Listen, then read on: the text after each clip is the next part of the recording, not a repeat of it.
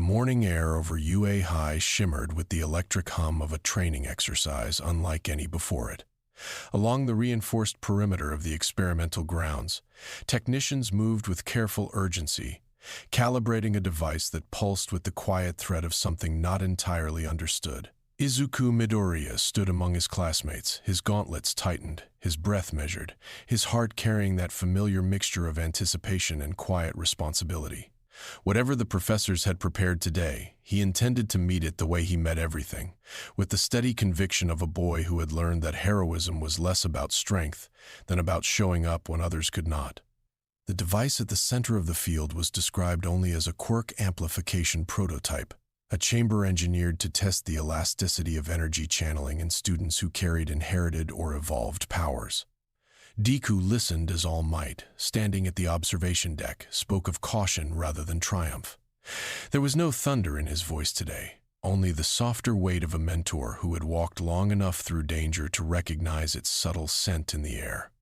Deku nodded to him from across the field, a silent promise that he would not push beyond what the moment required. Yet the moment refused to obey.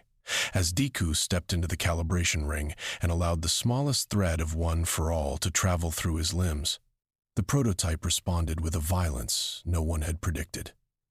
Morning lights bloomed red across the observation panels. A resonance he could feel in his teeth rose into a scream of energy, and the sky above the training grounds split with a color that did not belong to any hour of the day. It was not lightning, it was not fire. It was something older, a wound in the fabric of existence, a jagged tear that inhaled the light around it. He heard All Might shout his name. He heard Bakugo somewhere behind him, cursing with that familiar sharpness that always concealed concern. He felt Uraraka's voice rise like a bell across the field, calling for him to run. But the rift was already reaching, its edges curling like the fingers of something patient and hungry. One for all flared instinctively within him, a golden pulse against the crimson pull of the anomaly, and for a heartbeat the two forces met in the air between his hands. Then the world folded, and Deku was gone. He fell through a place that had no floor. Voices whispered around him in languages he had never learned, and memories that were not his flickered like distant lanterns in a fog.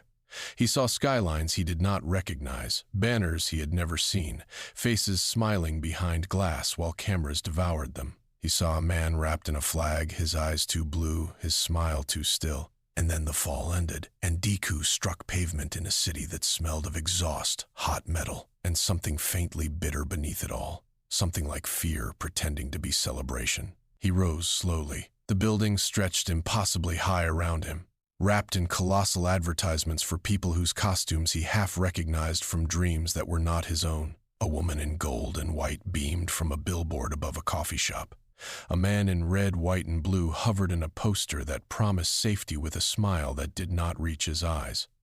Deku turned in place, trying to steady his breathing, trying to understand why a city so bright felt so hollow. The sound of screaming pulled him out of his confusion. A block away, a delivery truck had lost control at an intersection, tumbling toward a crowd of pedestrians frozen by the suddenness of it. Cameras were already there, positioned too neatly, angled too perfectly, as though the disaster had been expected. A figure in a shining costume stood nearby, waiting, adjusting his posture for the shot. Deku did not think. He moved. One for all ignited through his legs, and he crossed the distance in a single green streak of wind and light, catching the truck against his shoulder and guiding it into a slow, controlled stop. Glass rained around him. A child clung to her mother's coat. An old man wept quietly against a lamppost. Deku knelt beside the child, checked her arm, whispered something soft that made her smile despite the tears. He helped the old man to a bench, apologized to a shopkeeper whose window he had cracked, and offered his hand to the shaken driver still trembling behind the wheel. He asked for no name. He waited for no camera. When a reporter shoved a microphone toward him and asked which agency he represented, he only smiled and said that heroes did not need agencies to help people. The footage traveled faster than the ambulances.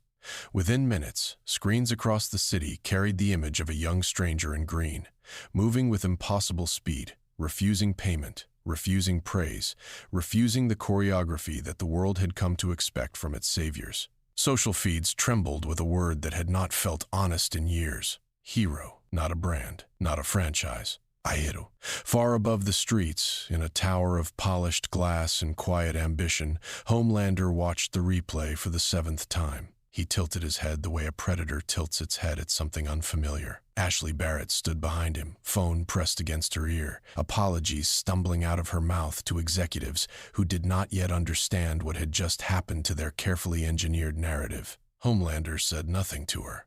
He only watched the boy on the screen kneel beside the child, watched the softness of it, watched the way the crowd looked at him without the trained applause Vought had taught them.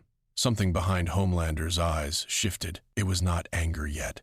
It was closer to curiosity, though curiosity in him was rarely a gentle thing. He wondered who the boy was. He wondered how the boy had smiled like that, without calculation, without contract, without the weight of being watched. He wondered whether such a smile could be broken, and whether he might be the one to break it. Down in the street, Deku looked up at the towers surrounding him and felt, for the first time, the strange loneliness of a world that resembled his own and yet did not. He did not know where he was. He did not know how to return. He only knew that people here had been taught to expect performance instead of protection, and that somewhere in this city of glass and shadows, a decision was already being made about him.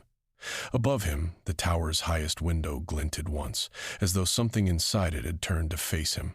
The invitation arrived before the sun had fully risen. A sleek black car waited at the curb of the modest hotel where Deku had spent the night, its driver silent, its windows dark, its door held open by a woman whose smile had been rehearsed until it no longer required thought. Ashley Barrett introduced herself with the careful warmth of a person who had learned that warmth could be a weapon. She spoke of opportunity, of partnership, of a company that admired his courage and wished only to give him the platform such courage deserved.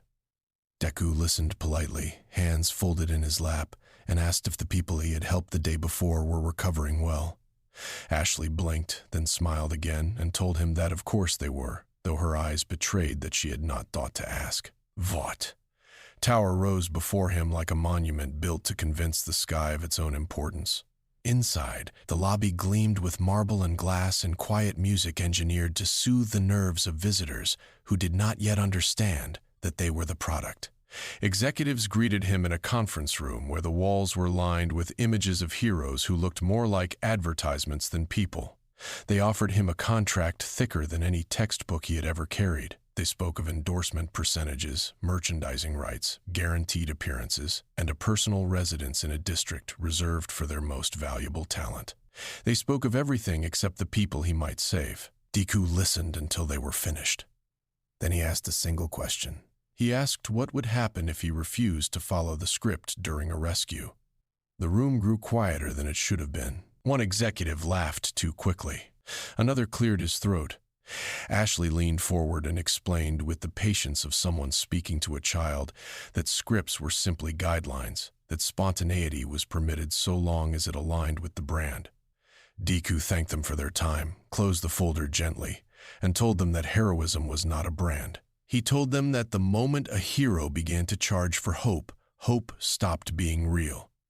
Then he stood, bowed slightly out of habit, and walked out of the tower without looking back. By the time he reached the street, the footage of his refusal was already spreading. Someone inside the building had leaked the audio, and within hours, the world was listening to a young stranger politely dismantle the philosophy of the most powerful corporation in the country. Commentators argued on every channel. Some called him naive, some called him dangerous. Others, quieter but growing louder, called him the first honest voice they had heard in years. In small apartments, in truck cabs, in break rooms and classrooms, people replayed the moment when Deku had said that hope stopped being real the moment it was sold. Annie January watched the footage alone in her dressing room, the door locked, her makeup half removed. She had spent years learning to smile for cameras that did not care whether she meant it. She had spent longer learning to survive within a machine that measured her worth by the shape of her uniform.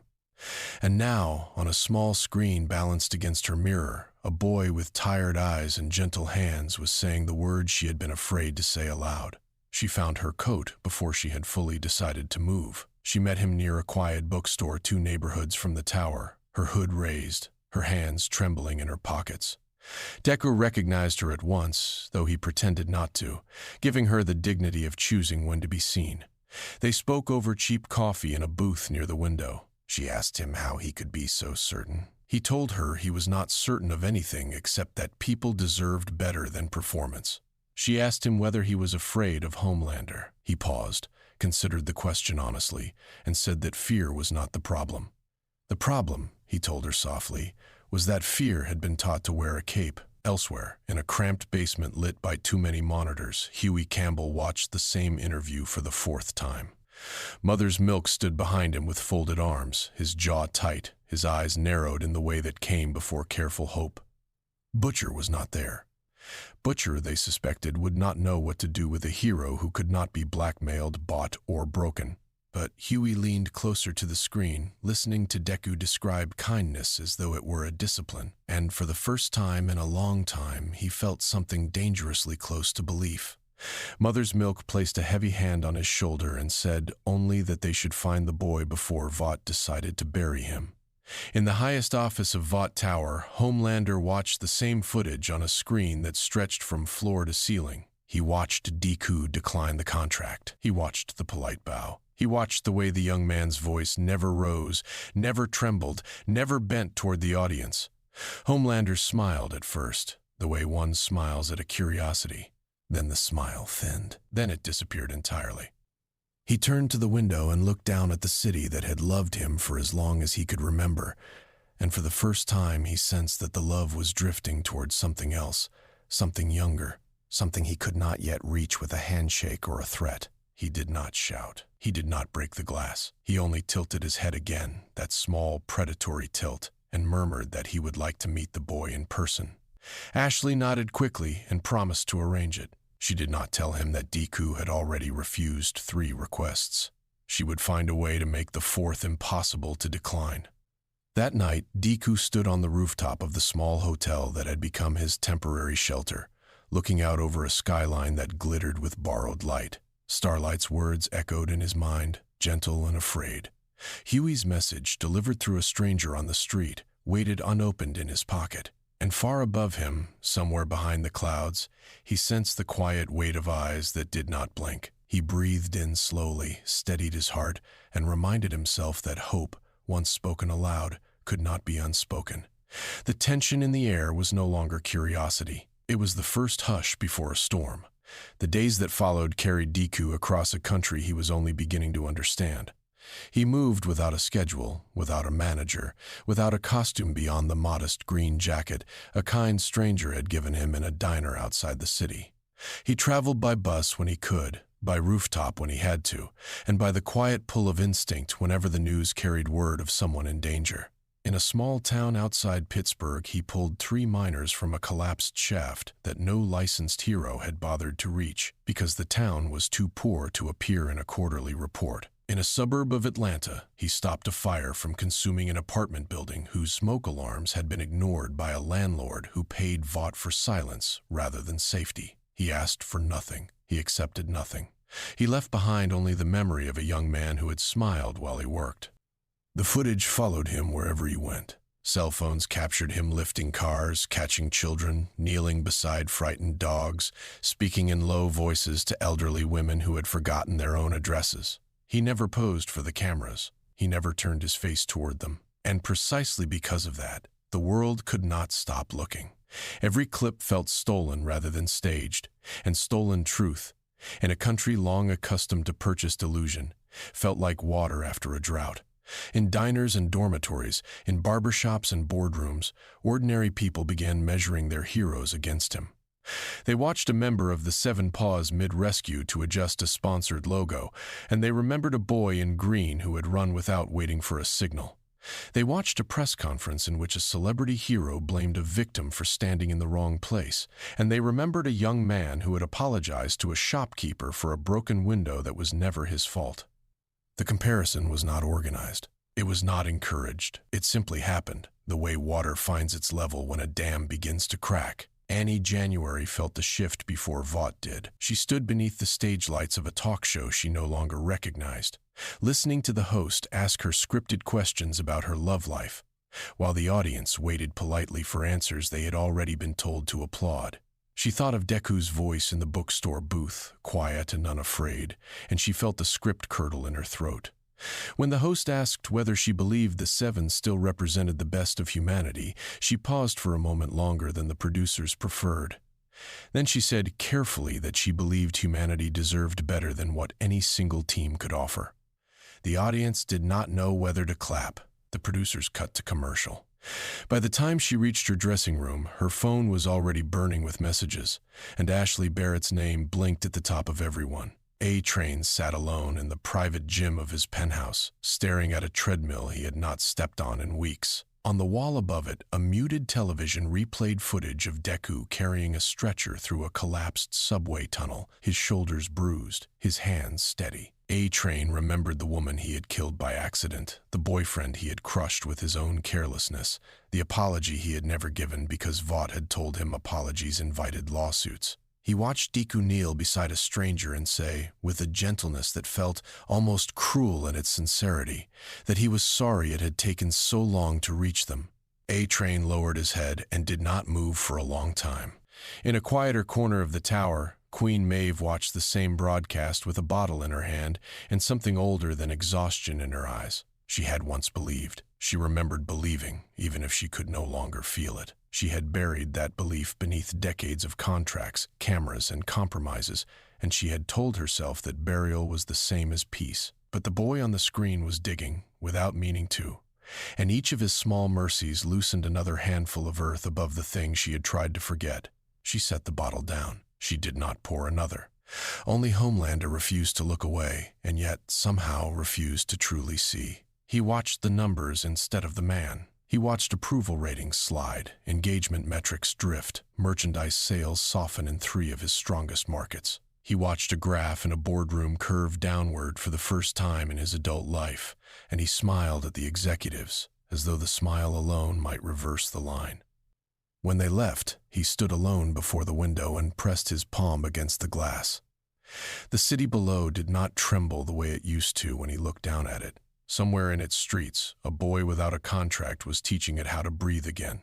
Vought convened emergency meetings that stretched past midnight. Advisors proposed campaigns, counter-narratives, staged rivalries, even manufactured scandals. Every plan collapsed against the same immovable fact. Deku had done nothing wrong. He had accepted no money, harmed no one, insulted no institution by name. He had simply helped people, and helping people, they discovered to their horror, could not be discredited without discrediting the very idea of heroism they had built their fortune upon. For the first time in decades, Vought's most gifted strategists sat in silence, because the truth had become a weapon they did not know how to hold. Deku, unaware of the meetings, unaware of the graphs, unaware of the storm gathering above him, sat on a bench in a small park at the edge of a town whose name he had not yet learned. A little boy in a homemade green mask approached him shyly, holding a drawing of a stick figure with wild green hair and a wide, uneven smile. Deku knelt to accept the drawing as though it were a treasure, thanked the child in a voice that trembled only slightly, and promised he would keep it safe. The boy ran back to his mother, laughing, and Deku held the paper against his chest for a long moment, before folding it carefully into his jacket pocket. Above him, unseen, a red, white, and blue silhouette drifted through the clouds, watching. The silhouette did not descend. Not yet. It only watched, and calculated, and decided that propaganda had failed. Something crueler would have to follow. The first disaster arrived on a Tuesday in a city Deku had never visited, at an hour when most of its people were still asleep. A commuter train derailed on an elevated line above a river, its cars swinging over the water like broken teeth. 20 minutes later, and 3 states away, a chemical plant along a quiet coastline began venting a plume that would reach a school within the hour. 20 minutes after that, a hostage situation unfolded inside a hospital in a 3rd city, its corridors already thick with smoke from a fire no one could yet explain. 3 catastrophes, 3 timelines. 1 young man with a single body and a heart that refused to choose which strangers deserved to live. Deku moved. He reached the train first, because the river offered him the fewest civilians to shield, and he pulled the dangling cars back onto the rails with a strain that cracked the pavement beneath his feet. He arrived at the chemical plant with seconds to spare, redirecting the plume with a controlled burst of wind that left his ribs aching and his vision briefly white. He reached the hospital last, and although he saved every hostage inside, he arrived too late for a nurse on the upper floor, whose name he would learn only from the newspapers the next morning. He sat on the curb outside the hospital as the sun rose, her name folded in his hand like a wound. The boys found him there. Huey approached first, hands raised, voice soft, as though approaching a wounded animal. Mother's milk followed, carrying a thermos of coffee he had made himself. Frenchie and Kimiko waited a respectful distance away, watching for cameras that were, for once, absent. They did not ask him to join them. They only sat with him. And in the long quiet that followed, Huey began to speak, slowly and carefully, of the world Deku had fallen into. He spoke of Compound 5, of the children experimented on in secret, of the heroes engineered rather than born, of the marketing meetings that turned tragedies into quarterly opportunities. He spoke of the nurse in the hospital, and of the fact that the fire had not been an accident. Deku listened without interrupting. When Huey finished, Deku asked only one question. He asked whether Homelander had known that the 3 disasters would occur at the same moment. Mother's milk answered for Huey. He said that Homelander had not merely known. He had chosen the timing personally. He had wanted to see which strangers Deku would abandon, and he had wanted the world to see it too. Deku closed his eyes for a long moment. When he opened them again, the softness in them had not vanished, but something harder had settled beneath it, the way stone settles beneath still water. That night, alone in a borrowed apartment above a laundromat, Deku pressed his palms against the small desk and let himself tremble for the first time since arriving. He whispered the nurse's name into the empty room, apologized to her in a voice that no one would hear, and asked one for all whether it had been enough. The vestiges did not answer with words. They answered with warmth, a slow golden pulse along his spine, a reminder that no hero, no matter how gifted, had ever been asked to save everyone alone. He wept quietly, then washed his face, then sat down at the desk and began writing a list of every person he had failed to reach. He did not know yet what he would do with the list. He only knew that forgetting them would be its own kind of betrayal. Annie January arrived at dawn, uninvited, her starlight uniform folded inside a plain canvas bag. She placed the bag on the floor between them and told him that she was finished pretending. She told him that she had spent her life being told that hope was a costume and that she had finally decided to wear something honest instead. Deku looked at the folded uniform, then at her, and asked whether she was certain. She said she was not. She said certainty was a luxury she could no longer afford. She said she was choosing anyway. He nodded, and in that nod something quiet passed between them, the recognition of 2 people who had decided to keep walking even after the road had stopped promising anything. Word of her departure reached Vought within the hour. Ashley shattered a mug against a wall. Executives shouted over one another in a room designed to prevent shouting. Homelander, when informed, did not react at all, and the absence of reaction frightened the executives more than any outburst could have. He simply asked for a list of every city in which Deku had been photographed in the past week. He studied the list without expression. Then he asked for a second list of every city in which Deku had not. Meanwhile, Deku and the boys began to work in ways that Vought could not predict. They dismantled a Compound V distribution route in a coastal warehouse. They exposed a senator whose re-election had been financed by a hero's silence.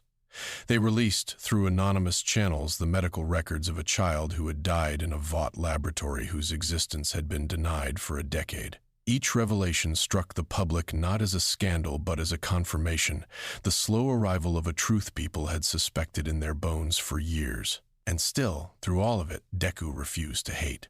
He refused to speak Homelander's name with contempt, refused to demonize the members of the 7 who still wore their uniforms, refused to let the anger of the boys curdle into cruelty. He reminded them, gently but often, that the system was the enemy and that the people inside it were, in many cases, its first victims. Butcher, listening from a corner one night, laughed bitterly at the notion, but he did not argue. And later, when he thought no one was watching, he studied the young man across the room with something that might, in a kinder life, have grown into respect. Above the city, a broadcast tower flickered to life. Homelander's face filled every screen in the country. He smiled the way he had been trained to smile, and he announced, with the cheerful clarity of a man delivering a weather report, that the world had room for only one true symbol of hope. He invited Deku, by name, to meet him in the open. The invitation was not a request. It was a countdown. The meeting place was a stadium at the edge of the city, chosen by Homelander for its cameras and by Deku for its emptiness. Vought had cleared the seats under the pretense of maintenance, but the drones hovered above the field in numbers that suggested otherwise, and every network in the country had cleared its programming for the broadcast. The world watched from living rooms and phone screens, from taxis and hospital waiting rooms, from schools that had paused their afternoon lessons because teachers understood that whatever happened in the next hour would shape the memories of their students for the rest of their lives. Deku walked onto the field alone. He wore no cape, no insignia, no polished armor. Only the simple green suit Mercedes Yoshida had once stitched for him in another world, patched now along one sleeve where a piece of rebar had torn it during a rescue 3 cities ago. His hands were bare. His hair was uncombed. His eyes were calm in a way that unsettled the cameras more than any weapon could have. He stopped at the center of the field, folded his hands loosely before him, and waited. Homelander descended from the sky the way he had descended 1,000 times before, slowly, deliberately, allowing the light to catch the flag draped across his shoulders. He landed with a soft impact that cracked the turf around his boots. He smiled the smile the world knew, then let it fade into something more private, something almost curious. He asked Deku, in a voice pitched for the microphones, whether the young man understood the honor of standing across from him. Deku answered, in a voice pitched only for Homelander, that honor was not something one being could bestow upon another. They spoke first. That was the part the world did not expect. For nearly 10 minutes, they simply spoke. 2 figures on an empty field, their words carried by the drones to every ear on the planet. Homelander explained his philosophy with the patience of a teacher. He said that humanity was a herd, that herds required shepherds, that shepherds required fear because love was too unreliable a leash. He said that hope was a fairy tale sold to children, and that fear was the only honest currency between the strong and the weak. He said all of this while smiling because he had been taught that smiles softened even the sharpest truths. Deku listened without interrupting. When Homelander finished, Deku answered quietly. He said that fear could make a person obey, but only hope could make a person choose. He said that a shepherd who ruled through fear did not lead a flock, he guarded a prison. He said that the strong were not born to command the weak, but to walk beside them until the weak discovered they had never been weak at all. He said all of this without raising his voice, and somehow the drones carried it further than any shout. Homelander stopped smiling. The blow came without warning. A blur of red and blue that should have ended the conversation, ended the broadcast, ended the boy. But Deku was no longer where he had been. One for All ignited across his body in a green lattice of light, and he met the punch mid-air, palm against fist, his feet skidding backward through the turf but never leaving the ground. The stadium trembled, the drones scattered, and the world watching from every screen drew a single breath together for the first time in memory. They fought across the field, then above it, then through it. Homelander struck with the fury of a god who had never been told no. Deku answered with the discipline of a boy who had been told no his entire childhood and had chosen kindness anyway. Their blows shattered the scoreboard, tore the roof, cracked the foundations beneath the seats. Homelander laughed at first, delighted to find resistance. Then he stopped laughing because resistance had never before required him to try. 3 times, Deku held Homelander's life in his hands. 3 times he chose otherwise. The first time he pinned Homelander against a steel beam with force enough to bend it, and instead of striking the killing blow, he asked, softly, whether Homelander had ever been held as a child. Homelander tore free with a scream that was not entirely rage. The second time, Deku caught him mid-fall and set him down on the turf as one sets down a wounded bird, and asked whether he had ever been allowed to be afraid. Homelander answered with heat vision that split the sky. The third time, Deku stood over him with One for All burning at its highest register, his fist raised, the world holding its breath, and he lowered his hand instead. He said, quietly enough that only Homelander could hear, that no one deserved to die for the sin of never having been loved properly. Homelander did not understand. He mistook the mercy for weakness, the way a man raised in darkness mistakes candlelight for a trick. He rose, bloodied for the first time in his life, and flew away without a word, leaving behind a field of broken concrete and a broadcast that had not yet ended. The cameras lingered on Deku, alone at the center of the ruin, his shoulders trembling not with exhaustion but with something closer to grief. He looked up at the drones and threw them at the world, and he said only that he was sorry the fight had happened at all. Then he turned and walked off the field. The reaction was immediate and unlike anything Vought had prepared for. Commentators argued that Deku had lost by refusing to finish the fight. Ordinary viewers, quieter and more numerous, understood that he had won something the commentators could not name.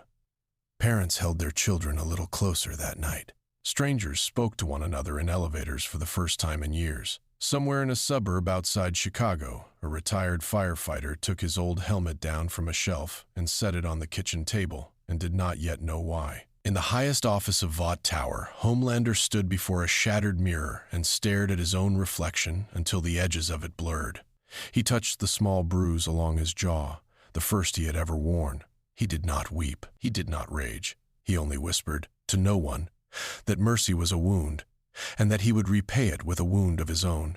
The countdown was over. Something worse had begun. The retaliation did not come as a single strike. It came as a season. Within 48 hours of the stadium broadcast, Homelander abandoned the last pretense of restraint. He appeared without warning above a bridge in Boston and tore it in half with his bare hands, letting the cars fall into the river below while the cameras he had personally invited captured the screams. He landed on the steps of a courthouse in Denver and executed 3 men whose only crime was refusing to testify in his favor. He flew over a stadium in Miami during a concert and hovered there, silent, arms folded, until the crowd of 80,000 people fled trampling one another in a panic. He did nothing to calm. He wanted the world to remember what fear tasted like. He wanted it to remember that fear had a face and that the face still smiled. Vaught's public relations department collapsed within a week. Sponsors withdrew. Board members resigned. Stanford Edgar disappeared into a private jet whose destination was never publicly confirmed. Ashley Barrett, alone in a corner office whose windows she could no longer bear to face, poured herself a drink at 9 in the morning and did not stop pouring until the sun had crossed the horizon. The machine that had ruled the country for a generation was not being defeated by an enemy. It was being devoured by the very monster it had built to protect itself. Deku did not sleep during those days. He moved from city to city faster than the news could follow him, catching falling debris, pulling survivors from wreckage, standing between Homelander's chosen victims and the sky whenever he could reach them in time. One for All pushed him to registers he had never opened before, and each register cost him something. His right arm hung stiff at his side by the 4th night. His ribs cracked and half-healed and cracked again by the 6th. His vision blurred at the edges whenever he pushed past 90%. He hid these things from the boys, from Starlight, from the children who ran to him in every ruined street, because he understood that a symbol who bled openly could still stand, but a symbol who admitted exhaustion could not. Starlight worked beside him without pause.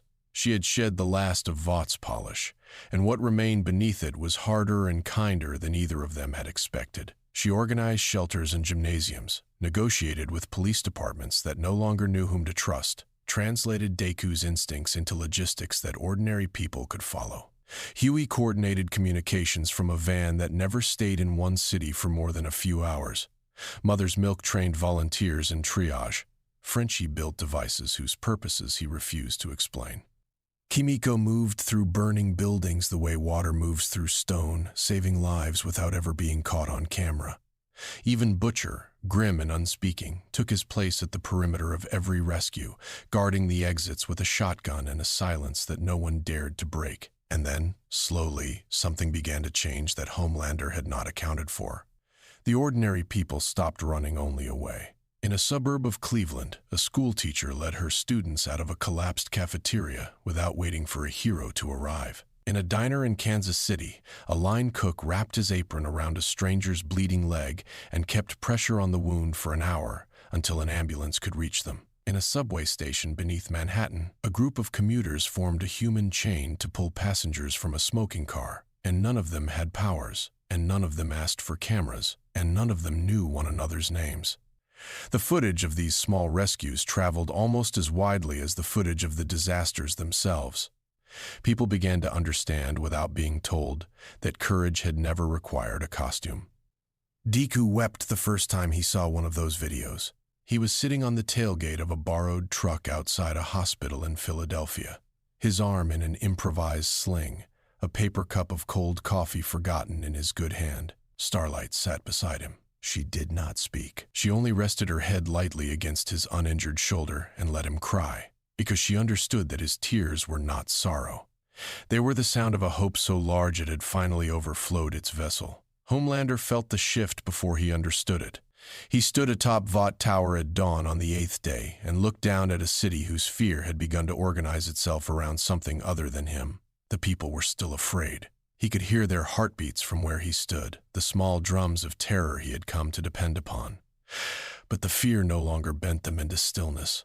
It bent them toward one another. It bent them toward the boy in green. And Homelander, who had always understood himself as the gravity of the world, felt for the first time the terrifying possibility that he might be only a weight and that the world might learn to lift him off. He responded the only way he knew. He announced, through a hijacked broadcast, that in 72 hours he would destroy a city of his own choosing unless Deku surrendered himself publicly and renounced his ideals on live television. He did not name the city. He wanted every city to believe it might be theirs. He wanted the fear to metastasize. And for a night, it did. Panic emptied grocery stores across the country. Highways clogged with families fleeing in directions they could not name. Prayers rose from buildings whose congregations had not gathered in decades. Then, in the morning, something else rose. In New York, a crowd of ordinary people gathered in Times Square without being asked. They carried handmade signs. They wore green ribbons tied around their arms. They said, into any camera that would listen, that they would not surrender their hero to a tyrant. Similar crowds gathered in Chicago, in Los Angeles, in Houston, in small towns whose names had never made national news. They did not chant. They did not riot. They simply stood together in numbers too large to be dispersed and too calm to be provoked. The world watched and understood that something had shifted beneath its feet. Deku, watching the crowds from a rooftop with Starlight beside him, lowered his head and whispered thank you into the wind. Then he raised it again and looked toward the horizon where Vought Tower rose against the morning sky, and understood that the last battle would not be won by his fists alone. He dreamed that night for the first time in weeks. In the dream, he stood on a plain of soft golden light, and around him gathered figures he had known only from stories. The first holder smiled at him with tired eyes. Nana Shimura placed a hand against his cheek the way a grandmother might. All Might, younger here than Deku had ever seen him, stood a little apart, arms folded, waiting his turn. One by one, the vestiges of One for All spoke to him, not in warnings, not in instructions, but in the quiet cadence of people passing down something precious. They told him that the power he carried had never been meant to end evil. It had been meant to begin something else. They told him that every holder before him had believed, secretly, that he would be the last. They told him gently that they had been wrong, and that being wrong had been the greatest gift they had ever received. Nana knelt before him and asked whether he understood what they were trying to say. Deku, unable to speak, only nodded. She smiled, and the smile carried a sadness that was not despair but something older and warmer. She told him that heroes were not measured by the battles they won. They were measured by the courage they left behind and the people they had touched. She told him that if he passed from this world tomorrow, the hope he had planted would continue to grow in places he would never see. And then she told him very softly that he was not going to pass from this world tomorrow, because the world was not finished needing him yet. He woke before dawn with tears drying on his face. Starlight was already awake, sitting by the window of the small safe house the boys had prepared, a mug of tea cooling in her hands. She did not ask what he had dreamed. She only handed him a second mug, and together they watched the sky lighten over a city that had not slept. Across the country, the vestiges of One for All were not the only voices whispering to people that morning. In a small church in Louisiana, a pastor abandoned the sermon he had prepared and spoke instead of a boy in green who had reminded him what his own scriptures had once meant. In a barber shop in Detroit, An old man told a story about a firefighter he had known in his youth, and the young men listening understood that the story had been about them all along. In a classroom in Oregon, a teacher asked her students what they would do if they had powers, and every child answered with something small and specific and kind. Hope, once released, did not travel in straight lines. It moved through the world the way roots move through soil, slow and quiet and impossible to pull out. Within Vought Tower, the last remnants of the seven gathered in a conference room whose lights had been dimmed to hide the tremble in their hands. A-Train spoke first, though it took him 3 attempts to find his voice. He said that he was tired of being a weapon that pretended to be a hero. Queen Maeve, seated across from him, said that she was tired of being a hero who had forgotten how to be a person. The Deep tried to make a joke and then stopped, and the silence that followed was more honest than anything he had said in years. Even Black Noir, who had not spoken aloud in the memory of anyone present, placed a folded piece of paper on the table and slid it toward the center. On the paper, in careful handwriting, were 3 words: "I am sorry." They did not decide to defect. Defection was too clean a word for what happened in that room. They only decided one by one that when the final confrontation came, they would not stand at Homelander's side. Some of them would stand with Deku. Others would stand with the crowds. A few would only stand still and refuse to fight for either side, and even that refusal would be, for them, a kind of first honesty. Ashley Barrett, watching through a hidden camera she had installed years ago for a very different reason, closed her laptop and did not report what she had seen. She poured herself a glass of water instead of whiskey and did not know yet what that small choice would grow into. Homelander felt the isolation before anyone told him about it. He walked the corridors of the tower at midday and found them emptier than they had ever been. The assistants who used to flinch when he passed no longer looked up at all. The security guards nodded without meeting his eyes. In the private gym where he had once trained alone by choice, he now trained alone by circumstance, and the difference between the two loneliness was a knife he had not known he could feel. He stood before a mirror and tried to summon the smile that had ruled a country. The smile came, but the reflection did not seem to believe it, and for the first time in his life Homelander looked away from himself. He flew to the rooftop and stood at the edge, and for a long moment he considered, with a clarity that surprised him, simply stepping off, not to die. He could not die that way, but to fall, freely, into a sky that did not expect anything of him. He did not step off. He stepped back, and the stepping back frightened him more than the stepping forward would have, because it meant that some small part of him still wished to be seen as something other than a monster. He crushed the wish before it could take root. He told himself that fear was still the only honest currency. He told himself that the boy in green would learn this before the week was out. Deku, meanwhile, walked through the crowds in Times Square without a disguise. People parted for him not out of awe but out of a shy tenderness, the way one steps aside for a friend carrying something fragile. Children pressed drawings into his hands. Old women pressed sandwiches. A young man in a wheelchair pressed a small green ribbon into his palm and asked him only to wear it during the final fight. Deku tied the ribbon carefully around his wrist and promised he would. Then he looked up at the tower on the horizon, and the tower looked back at him, and the world held its breath one final time. The final battle began without a signal. Homelander did not announce it. Deku did not challenge him. The sky simply darkened over New York at the beginning of the 9th day, and every person in the city understood, without being told, that the waiting was over. Homelander descended from the clouds above Vought Tower and hovered there, arms spread, cape trailing, waiting for the boy who had refused to be broken. Deku stepped onto the roof of a lower building across the avenue, tied the green ribbon a little tighter around his wrist, and rose into the air to meet him. They did not speak this time. There were no philosophies left to exchange. Everything either of them believed had already been said aloud in the stadium, and the world had already chosen what it would carry forward. What remained was only the confrontation itself, the physical settling of a question the human heart had been asking for as long as it had existed. Would fear rule what hope had touched, or would hope hold, even against a god? The first collision cracked the windows of every building for 6 blocks. Homelander struck with the full weight of a body that had never known its own limits, and Deku met him with one for all burning at a register he had never before dared to open. The two figures tore through the sky above Manhattan, their impacts shaking bridges, shattering billboards, sending flocks of pigeons scattering in every direction. Below, the crowds did not flee. They gathered. They gathered on rooftops and in parks and along the edges of the rivers, and they watched.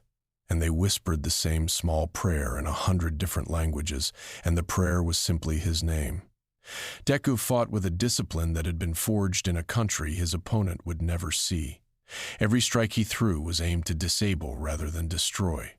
Every ounce of force he unleashed was calibrated to protect the buildings around them, to steer the fight away from the crowds below, to buy the ordinary people the time they needed to reach shelter. Homelander noticed this restraint, and it enraged him. He accused Deku, mid-flight, of still condescending to him, of still pretending mercy where only surrender was warranted. Deku answered by driving him upward, away from the city, into the thinner air where their collisions could shatter only clouds. Even in the final battle of his life, he refused to let a single stranger die for the sake of his own victory. They fought for nearly an hour. Deku's arms broke and reset themselves and broke again. Homelander's face, for the first time in his life, was streaked with blood that was unmistakably his own. Above them, the sun climbed higher and did not seem to care which of them won. Below them, the crowds did not disperse. They only grew. Even members of the Seven appeared at the edges of the battlefield, not to fight, but to help civilians into shelter. A train carried an elderly couple across a collapsed avenue in a blur of red. Queen Maeve stood in the doorway of a hospital and held back falling debris with her bare shoulders. The deep tears streaking his face pulled a school bus from a flooded underpass and did not ask to be thanked. The turning point did not come from strength. It came from a moment Homelander had not been able to imagine. In the middle of a collision that should have ended the fight, Deku caught Homelander's arm and did not throw him. He held him instead, close enough that the two of them hovered nearly still against the sky. And he asked, quietly enough that only the drones could hear, whether Homelander had ever, in all his life, been held by someone who wanted nothing from him. Homelander went rigid. His eyes, always so cold, flickered with something that resembled a child's confusion. He struggled, but Deku did not tighten his grip. He only held. And for 3 seconds, perhaps 4, Homelander did not fight back. The world saw it. The drones broadcast it to every screen. And in those few seconds, the illusion Vought had built for decades cracked in a way no scandal had ever managed. The most feared being on the planet had been held gently and had not known what to do. The audience saw not a god, but a wounded, frightened man who had been raised in a laboratory and dressed in a flag. The fear that had ruled them for a generation did not vanish, but it thinned. It thinned enough for something else to breathe. Homelander tore himself free with a scream that was not entirely rage. He struck Deku with a blow that sent him through the upper floors of Vought Tower, then through the tower itself, and out the other side. Deku fell. The crowds cried out. And then, before he struck the ground, One for All flared one final time, brighter than it had ever burned. And every vestige within him lent him their strength for a single, closing act. He rose. He met Homelander in the air above the tower. And rather than striking him, he pointed at the drones, at the cameras, at the watching world, and said in a voice that carried farther than any punch, that this was the man who had asked them to be afraid, and that they no longer had to be. Homelander lunged. Deku sidestepped. Homelander lunged again, and this time Deku caught his fist and turned it gently downward until the god of fear knelt in midair before the eyes of the planet. Deku did not strike him. He only held the fist there and looked into Homelander's eyes and said, softly enough that the microphones almost missed it, that a man who needed to be worshipped had never been loved, and that being unloved was not a crime, and that the cure was not conquest. It was to begin, at last, to love someone else. Homelander broke, not physically. Something inside him broke that had been holding a great deal together for a very long time. He wept. On live television before a watching world, the smiling god wept, and the tears were not performance. And everyone who saw them understood at once that they were not. He fell from the sky, and Deku caught him and lowered him gently onto the cracked pavement below. Vought Tower shuddered behind them, its lights failing floor by floor. Its lies fell faster than its architecture, and Deku knelt beside the man he had just defeated and did not gloat and did not smile, and only said that it was over and that no one else had to be hurt today. The months that followed did not feel like the aftermath of a war. They felt like the slow, careful exhalation that follows a breath a person did not realize they had been holding. Vought International, unable to survive the collapse of its central myth, dissolved within 8 weeks. Its assets were seized, its contracts voided, its executives paraded through hearings that stretched on for months. Stanford Edgar was found in a villa on a coast whose name he had once boasted no one would ever discover, and was returned to New York in handcuffs so ordinary that photographs of them became a kind of grim humor across the country. Ashley Barrett, to the surprise of everyone including herself, testified against her former employers for 9 consecutive days and did not pour a single drink between sessions. She was not forgiven, but she was heard, and being heard, she would say later, had been more than she had allowed herself to hope for. Homelander did not stand trial in the ordinary sense. There was no prison capable of holding him, and the country understood, without needing to be told, that the trial would have to be a different kind. He was placed in the care of a small team of doctors and counselors whose identities were protected for reasons of safety on all sides. He agreed to it. That, in the end, was the strangest and most important detail. He agreed. Whatever Deku had done to him in those final seconds above the tower had loosened something that no cell could ever have restrained. He would not be a hero again, but he might eventually become a man. That was enough. It was, perhaps, more than the world had earned. Starlight became something the world had not yet had a word for. Not a hero in the old sense, not a celebrity, something closer to a bridge. She helped draft the new legislation that separated genuine emergency response from entertainment. She spoke at hearings, testified at trials, sat in classrooms with children who asked her whether it was really possible to change. She always told them the same thing. She told them that she had been more afraid than any of them for most of her life, and that she had changed anyway, and that if she could change, so could the world.